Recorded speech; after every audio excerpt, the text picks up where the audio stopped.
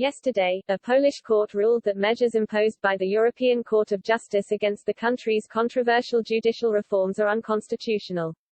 This ruling threatens to have widespread impact on the EU's court systems, and has been described as a legal Polexit. Laurent Pech, a professor of European law at Middlesex University in London, told The Guardian a deliberate exit from the bloc itself would be political suicide for Poland, but predicted a gradual Polexit from the EU legal order.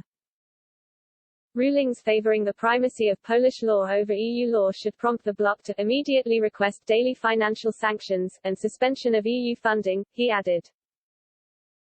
Warsaw's judicial revolt has been described as a declaration of war on Brussels by Piotr Buras, who heads the Warsaw office of the European Council on Foreign Relations. He told The Times last month, this amounts to a declaration of war against the EU's new system of rule of law protection. Both Poland and Hungary's leaders have come under fire for judicial policy, undemocratic practices and discrimination against LGBTQ communities.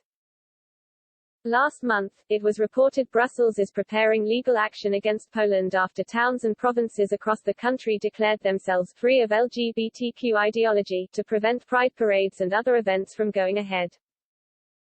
Several Polish courts have ruled that the measures are unconstitutional and discriminatory, but Polish President Andrzej Duda referred to homosexuality as a foreign ideology that's worse than communism during an election campaign last year. This also came as the Polish government ramped up anti-EU rhetoric. President Duda has used harsh terms to describe the EU, branding it an imaginary community of little consequence for us. The EU also found itself embroiled in a tense standoff over its budget late last year after Hungary and Poland vetoed the bloc's coronavirus recovery fund. Leaders pushed for a rule of law mechanism, designed to penalize countries whose governments had undermined democracy. But because the recovery fund needed unanimous support, Hungary and Poland were able to block the package.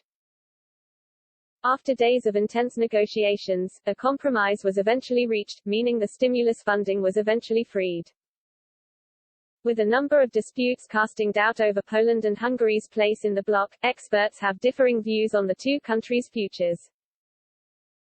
Milan Nik, head of the Robert Bosch Center for Central and Eastern Europe, argued that while Poland may remain in the bloc, there could be a de facto Polexit.